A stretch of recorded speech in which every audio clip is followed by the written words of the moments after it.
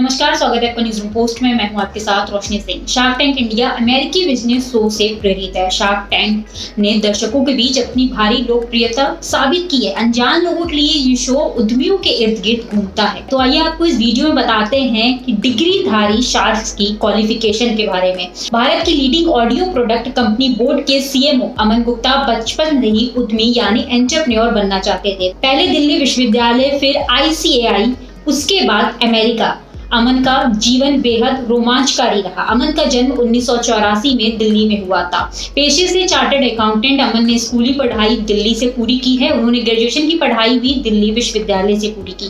बाद में उन्हें हायर एजुकेशन के लिए वो Kellogg graduate school of management US चले गए। आइए अब बात करते हैं रितेश अग्रवाल के बारे में। आज हर कोई ओयो को जानता है। ये प्लेटफॉर्म सस्ते एवं उचित रेट में होटल उपलब्ध कराने के लिए जाना जाता है। लेकिन क्या आप जानते हैं कि इसके CEO रितेश अग्रवाल ने ग्रेजुएशन भी पूरा नहीं किया है। रितेश ने लंदन यूनिवर्सिटी के दिल्ली कैंपस में एडमिशन तो लिया, लेकिन सिर्फ 2 दिन में ही कॉलेज छोड़ दिया। एक रिपोर्ट के अनुसार रितेश की छोटी उम्र में ही टेक्नोलॉजी से बहुत ज्यादा लगाव था और उन्होंने 10 वर्ष की उम्र में कोडिंग शुरू कर दी। फाउंडर दीपिंदर गोयल एक मध्यम वर्गीय परिवार से आते हैं। पढ़ाई में उनका मन नहीं लगता था। मीडिया रिपोर्ट्स के मुताबिक वो 6ठी और 11वीं कक्षा में फेल हो गए थे, लेकिन इसके बाद उन्होंने कड़ी मेहनत की और IIT के लिए सेलेक्ट हुए।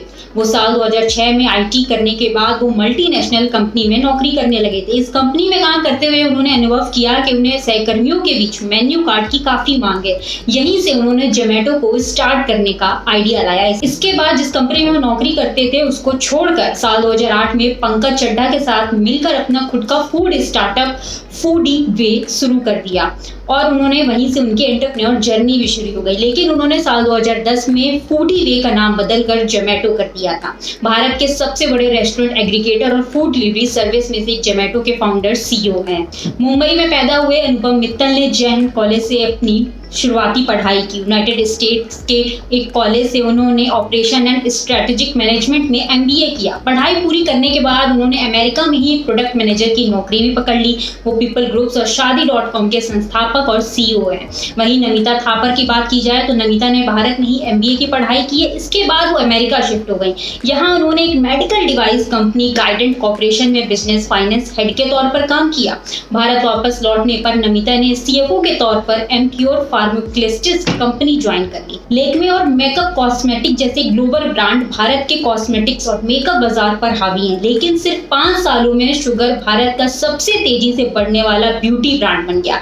1 करोड़ की जॉब छोड़कर बिजनेस शुरू करने वाली शख्स का नाम है विनीता सिंह। विनीता सिंह ने IIM अहमदाबाद से पढ़ाई की और पढ़ाई पूरी करने के बाद वो जॉब सेक्टर में जाने के बजाय खुद का बिजनेस उन्होंने शुरू करने का सोचा। बता दें कि कॉलेज के बाद उनका प्लेसमेंट हुआ था और उन्हें 1 करोड़ रुपए के पैकेज के साथ जॉब ऑफर हुआ, लेकिन उन्होंने उसके लिए मना कर दिया। इस ऑफर के लिए उन्हें देश भर में चर्चा हुई थी और उस वक्त इस पैकेज के लिए उन्हें द वीक के कवर पेज पर भी जगह मिली थी। दरअसल विनीता ने अपनी एक खास पहचान महज 23 साल की उम्र में ही बना ली थी, जो अन्य लोगों के लिए एक सपने से कम नहीं होता है। कहते हैं कि सफलता पाने के लिए कई बार रिस्क लेना पड़ता है। रिस्क लेने वालों के इतिहास रचते हैं। ऐसे ही लेंसकार्ट कंपनी के फाउंडर पीयूष बंसल ने भी रिस्क लिया और वो सफलता का स्वाद चख रहे हैं। पीयूष बंसल ने बिजनेस करने के लिए अपनी माइक्रोसॉफ्ट की अच्छी खासी नौकरी को छोड़ दिया। आज उनकी कंपनी लेंसकार्ट चश्मा बनाने वाली कंपनियों के बीच एक बड़ा नाम है। आज पीयूष बंसल ने अपनी इस बिजनेस से करोड़ों की कमाई कर ली है। Piyush Bansal shark tank India के बतौर जज में भी काफी सुर्खियां बटोर चुके हैं। तो इस वीडियो में फिलहाल इतना ही, फिर मिलेंगे एक नए वीडियो के साथ।